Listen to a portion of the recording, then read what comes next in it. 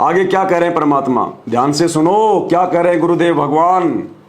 परमात्मा इस सत्संग के माध्यम से संकेत कर रहे हैं कि तुम्हारा गुरु ही भगवान है। हर ब्रह्मांड में हर जगह जो भी आत्मा उस भगवान को पुकारती है कबीर जी की, तो संत रामपाल जी के रूप में ही परमात्मा वहां प्रकट होते हैं उनके सामने।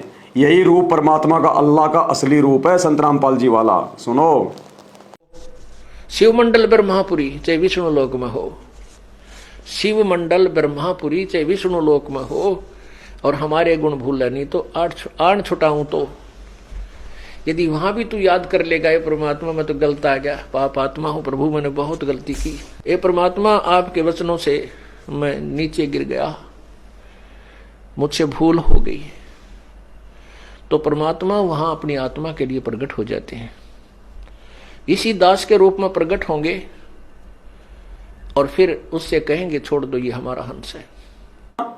इसी दास के रूप में परमात्मा वहां उस आत्मा के सामने प्रकट हो जाएंगे यदि वो हृदय से पुकार करेगा तो, कि परमात्मा हम तो फंस गए, आप सत्संगों में ये बताया करते थे, ये समझाया करते थे, और हम तो ये विष्णु लोक में आ गए, शिव जी के लोक में आ गए, अपनी भक्ति को बर्बाद कर रहे हैं। कहते हैं वहां भी कोई आत्मा किसी भी लोक में अगर आत्मा शरीर छोड़ के अगर चली गई और वहां यदि उसको ध्यान आ गई ये बातें, और यदि वो हृदय से पुकार करेगा तो भी कहते हैं परमात्मा इस दास के रूप में वहां प्रकट हो जाएगा। क्यों भाई, वो कबीर भगवान संत रामपाल जी के रूप में क्यों प्रकट होता है हर जगह, कोई और रूप नहीं है क्या?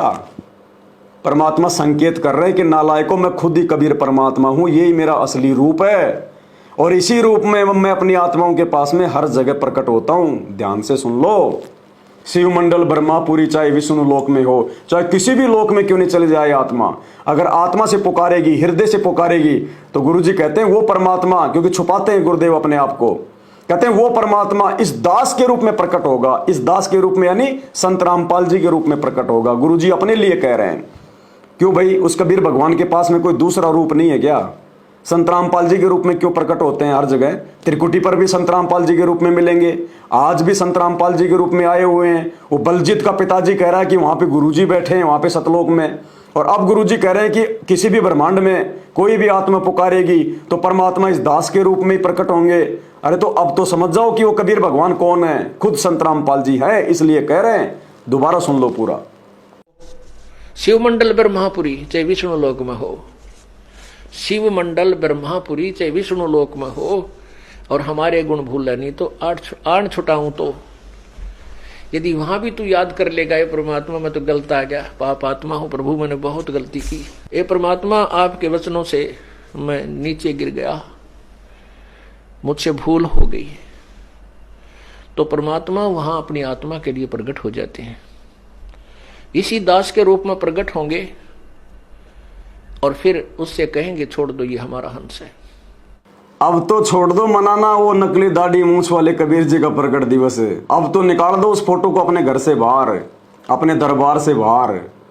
अगर पूर्ण मुक्ति चाहते हो तो, इस कलयुग की पिछली पीढ़ी में मोक्ष चाहते हो तो, अन्यथा भाई साहब बहुत बुरी बनेगी। और क्या कह रहे हैं परमात्मा आगे, अपने आप को परमात्मा सिद्ध कर रहे हैं, अपने आप को कबीर साहिब सिद्ध कर रहे हैं। और क्या कह रहे हैं कि सत्संग परमात्मा ही कर सकता है, सच परमात्मा ही कह सकता है। तो आज इन शास्त्रों का सच, भक्ति मार्ग का सच, ब्रह्मा विष्णु महेश की सच्चाई, इन नकली गुरुओं की, शंकराचार्यों की, मुल्ला मौलवियों की सच्चाई, मुसलमान धर्म की सच्चाई, हिंदू धर्म की सच्चाई कौन बता रहा है? सरेआम बता रहा है, टीवी चैनलों पर बता रहा है, 28 साल से बता रहा है। ये सच कोई इंसान नहीं कह सकता, इंसान की हिम्मत नहीं है।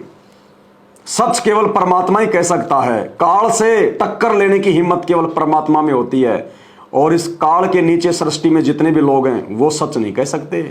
ब्रह्मा विष्णु महेश तक सच्चाई नहीं कह सकते, और उनकी तो औकात क्या है। तो गुरुदेव क्या कह रहे हैं कि सच केवल परमात्मा कह सकता है और कोई नहीं कह सकता, सत्संग केवल परमात्मा ही कर सकता है। तो भाई आज ये सत्संग कौन कर रहा है 1994 से? ये सच्चाई कौन बता रहा है संत रामपाल जी के अलावा धरती पर ऐसा कोई संत महात्मा मंडलेश्वर शंकराचार्य जिसने चारों धर्मों की सच्चाई बताई हो, जिसने पूरे खोल खोल के उनके शास्त्र दिखा दिए हो? है कोई नहीं है। तो इससे भी पहचानो कि संत रामपाल जी कौन है। फिर परमात्मा सत्संग परमात्मा ही किया करते हैं, क्योंकि सत्य भगवान ही बोल सकता है, सत्य परमात्मा ही बता सकता है। सत्संग परमात्मा ही कर सकता है, सत्य परमात्मा ही जो है वो कह सकता है, दूसरा कोई धरती पर सत्य नहीं कह सकता। तो ये सच 1994 से आज वर्तमान समय तक हिसार जेल में बैठकर भी एक एक घंटे की ऑडियो भेजकर, ऐसा इतिहास में ना पहले कभी हुआ ना कभी होगा कि जिनके ऊपर देशद्रोह का मुकदमा लगा हुआ झूठा, वो जेल में बैठे हैं और जेल से एक एक घंटे के सत्संग कर रहे हैं। आसाराम की 1-2 मिनट की ऑडियो आई थी आज से 5-6 साल पहले, टहल का मच गया था। और ये भगवान एक एक घंटे के कोई सैकड़ों सत्संग भेज दिए इसने, और कोई चूं तक नहीं कर रहा। इसको कहते हैं समर्थ। उसकी आज्ञा के बिना कोई माई का लाल चूं भी नहीं बोल सकता, चूं भी। ये है समर्थ भगवान। सरेआम विशेष संदेश के नाम से यूट्यूब पर उनकी ऑडियो पड़ी है, सुन लो। कोई चूंकार भी नहीं कर सकता कोई उनकी मर्जी के बिना। ये है वो भगवान जिसकी मर्जी के बिना जो है पत्ता भी नहीं हिलता। भक्ति मुक्ति के दाता सतगुरु, भक्ति मुक्ति के दाता, और उस साहिब के हुक्म बिना नहीं तरवर पात हिलनता। ये है वो परमात्मा जिसके हुक्म के बिना पेड़ का जो है पत्ता भी नहीं हिल सकता। आगे सुन लो। पवन दास की बातों पे तो आप यकीन नहीं करते, मत करो। संत रामपाल जी के सत्संगों पे भी आप यकीन नहीं करते, मत करो। आप तो केवल उस काल एजेंट सतलोक आश्रम मैनेजमेंट के पीछे आंखों पर पट्टी बांधकर गांधारी की तरह अंधे होके चल रहे हो। चलते रहो, ठोकर भी तुम ही खाओगे। अब आगे का जो एक इंटरव्यू है एक भगत भाई का, ये कोई सत्सेवक नहीं है, साथ संगति से जुड़ा हुआ नहीं है, ये तुम सतलोक आश्रम वालों से जुड़ा हुआ है।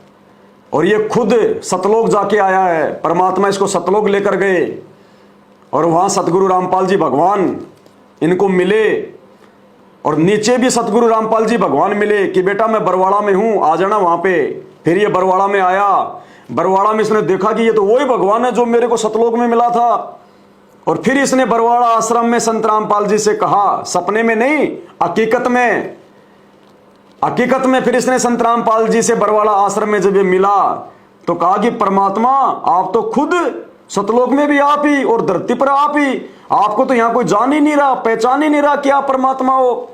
तो संत रामपाल जी ने कहा कि बेटा जानेंगे, ज्ञान आधार से जानेंगे, और वो ज्ञान आधार से आज केवल सत्सेवकों ने जाना है कि यही परमात्मा है। सुन लो, ये सत्संग सुनने के बाद तो कम से कम वो दाढ़ी मूंछ वाले काल्पनिक कबीर जी का है 650 साल पहले वाली फोटो का जून के महीने में प्रकट दिवस मनाना छोड़ दो, अपने गुरु जी को नाराज करना छोड़ दो। मान लो अपने गुरु जी को भगवान, मान लो संत रामपाल जी को परमात्मा। अगर मोक्ष चाहिए तो, अगर 84 लाख योनियों में जाना है तो मत मानो उनको परमात्मा। तो ये बात मैं नहीं कह रहा, मेरा कोई सत्सेवक भाई नहीं कह रहा, ना संत रामपाल जी कह रहे, क्योंकि हमारी और संत रामपाल जी की तो आप मानते ही नहीं हो। मान लो कम से कम अपने गुरु भाई की जो तुम्हारी तरह अंधा होके चल रहा है, लेकिन सच्चाई परमात्मा ने इसके मुंह से निकलवा दी। सुन लो इसका इंटरव्यू। मैं आ रहा था सोते हुए, तो मालिक ने मेरा शरीर छुड़ा दिया संत रामपाल जी महाराज ने, और उसको सतलोक लेके गए। तो सामने देखा कि बहुत बड़ा एक गुमज है जिसमें संत रामपाल जी महाराज मुख बैठे हुए हैं। और मैंने कहा मालिक परमात्मा आप दिखते हो? उन्होंने कहा हाँ मैं दिखाई देता हूँ, छू के देखो। छू के देखा, परमात्मा ने बहुत सारी बातें मुझे बताई, मेरा फ्यूचर दिखाया, मेरा पास्ट दिखाया, बताया कि तुम्हारा भाई तुम्हें समझ आ रहा है, तो मैं समझ में नहीं आ रहा। मैंने कहा परमात्मा संत रामपाल जी महाराज पहले तो आप रुकिए, मैं आपको ये देख लूँ कि मैं अपने भाई को बता दूँ कि वो 10 साल से जिस चीज़ को बताता चला आ रहा है हम उसको जानते हैं, उस परमात्मा को जानते हैं, और आप दिखाई देते हो। तो उन्होंने कहा ठीक है बता के बेटा तू अब यहाँ से निकल और वरमाला आइयो। मैंने कहा जी वरमाला कहाँ पे? तो परमात्मा ने, संत रामपाल जी महाराज ने मुझे सतलोक से ही वरमाला का आश्रम दिखाया, कहाँ पे है, कैसे है। मैं रोने लगा कि मालिक अब तो यहीं रख लो, अब यहाँ से जाने का तो दिल ही नहीं कर रहा है, यहाँ तो बड़ा अच्छा लग रहा है।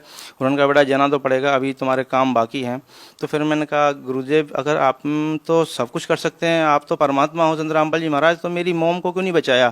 तो उन्होंने बताया कि बेटा तेरी मोम ने ना नामखंड कर दिया था, उसको विश्वास नहीं हुआ, ज्ञान नहीं हुआ, पर तू नीचे जाके ऐसा नहीं करना है, तुझे मैं यहाँ से पक्का करके भेजना हूँ, अपने भाई की हेल्प करनी है और इस समाज को, ये एजुकेटेड जो समाज है इसको समझाना है और अपना पूरा जीवन इसलिए लगाना है। तू तो मर चुका था, देख तू शराब पी के यहाँ गिरा था रेलवे स्टेशन पे, मुझे याद आया हाँ गिरा था, वन की यहीं मरना था तुझे, लेकिन मैंने तुझे वापस बुलाया है और तेरे को ये जीवन जो मैं दे रहा हूँ आगे ये भक्ति के लिए दे रहा हूँ, अब इससे भक्ति ही करनी है, कुछ और नहीं करना।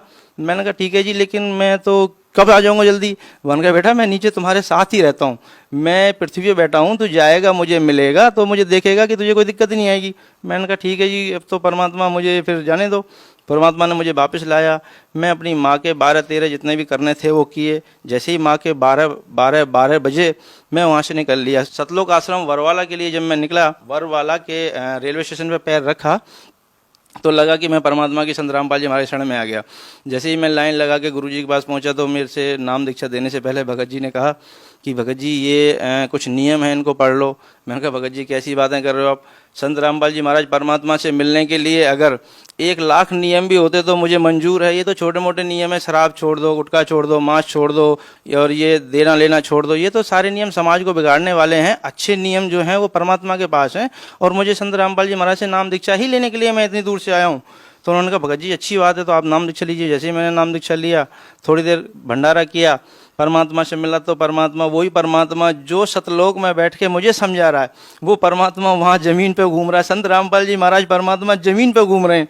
मैंने सोचा यहाँ सबको शायद पता नहीं है परमात्मा के बारे में, तो गुरुजी जैसे ही आए कह रहे हाँ भाई आ गया। मैंने कहा परमात्मा संत रामपाल जी महाराज आप यहाँ घूम रहे हो? यहाँ तो मैं गुरुजी के पास गया कान के पास, तो मैंने कहा यहाँ तो किसी को पता ही नहीं है आप परमात्मा हो। कह रहे बेटा यहाँ तो कोई किसी को नहीं पता, लेकिन ज्ञान के द्वारा यहाँ सबको पता चलेगा बेटा, कोई बात नहीं। मैंने कहा परमात्मा बोले बेटा यहाँ किसी को नहीं पता मेरे बारे में, यहाँ कोई नहीं जानता कि संत रामपाल जी परमात्मा है, लेकिन ज्ञान के द्वारा पता चलेगा। अब भाई और बहनों, अब और क्या सुनना चाहते हो आप लोग? अरे गुरुजी के सत्संग, भक्तों के इंटरव्यू, अब इससे ज्यादा और क्या सीना फाड़ के दिखाएं क्या कि संत रामपाल जी परमात्मा है, संत रामपाल जी भगवान है? शास्त्रों से संत रामपाल जी ने साबित कर दिया। अब वो रह क्या गया उनको परमात्मा मानने के अलावा? और फिर भी जून के महीने में अगर दाढ़ी मूंछ वाले उस काल्पनिक कबीर जी की फोटो को भगवान मान के पूजोगे तो भाई तुम तो नरक में जाओगे, बेड़ा अपना सत्यानाश करवाओगे, कोई बचाने वाला नहीं है। 30 साल से सतगुरु रामपाल जी भगवान ने दिन रात एक कर दिए और पिछले 8-9 वर्षों से इस दास की ड्यूटी लगा रखी है। आप भाई बहनों को दिन रात लाइव आकर, वीडियो बनाकर, जेल में जाकर, इनके डंडे खाकर, इनकी पिटाई खाकर, इनकी गालियां खाकर, सब कुछ अस्त व्यस्त होकर आप भाई बहनों को आज भी समझा रहे हैं। अरे कौन से दिन समझोगे? हमारा क्या स्वार्थ है भाई? हमें क्या दे दोगे आप और हमें क्या चाहिए आपसे? लेकिन फिर भी मालिक की ड्यूटी बजा रहे हैं, भगवान का आदेश बजा रहे हैं। नहीं, आने वाले समय में परमात्मा इतना नाराज हो जाएगा, इतना नाराज हो जाएगा, भक्तों तुम्हारे लेने के देने पड़ जाएंगे। ये दुनिया तो अपना कर्म भोगेगी और तुम सत्संग में आने के बाद, शरण में आने के बाद भी अगर गलती करोगे, बहुत भयंकर मार पड़ेगी, बहुत भयंकर मार। परमात्मा कोसों दूर हो जाएगा। ये खुद कह रहा है तुम्हारा मैनेजमेंट वाला भाई कि जिस भगवान से मैं सतलोक में मिलके आया, सतगुरु रामपाल जी से, वो ही नीचे जमीन पे घूम रहा है बरवाड़ा आश्रम में। और मैंने कहा गुरुजी आप यहां घूम रहे हो, आपको तो यहां कोई जान ही नहीं रहा कि आप भगवान हो, आप परमात्मा हो। तो गुरुजी बोले बेटा ज्ञान से जानेंगे। अब ये ज्ञान से केवल सत्सेवकों ने पहचाना अपने बाप को, अपने भगवान को, इसलिए अपने घर पर भगवान का दरबार लगा लिया, उनका बेड लगा लिया। हम किसी आश्रम में धक्के खाने नहीं जाते अपने परमात्मा के लिए। जब गुरुजी किसी आश्रम में आएंगे तो जाएंगे, मतलब उससे पहले केवल हम अपने घर पर ही अपने भगवान का बेड लगाकर, दरबार लगाकर, ये मौकों कहाँ ढूंढे रे बंदे, मैं तो तेरे पास में, हम उनकी पूजा पाठ करेंगे और अपना काम धंधा करेंगे। अब भी सुधर जाओ, साथ संगति से जुड़ जाओ। ये सतलोक आश्रम मैनेजमेंट हरियाणा सीधा सीधा काल है, धरती पर काल। ये गुरुजी के परिवार वाले, गुरुजी के बेटा बेटी, गुरुजी का भाई, ये काल के मुख्य एजेंट है, मुख्य एजेंट है। अभी तुम्हारी आंखें बंद हैं, रुक जाओ, ज्यादा दिन की बात नहीं है। अब तुम्हारी आंखें खुल जाएंगी, लेकिन उस समय आंखें खुलने के बाद क्या फायदा? रोओगे, फिर चिल्लाओगे, परमात्मा की तरफ से फिर कोई ऑप्शन नहीं मिलेगा तुम्हें।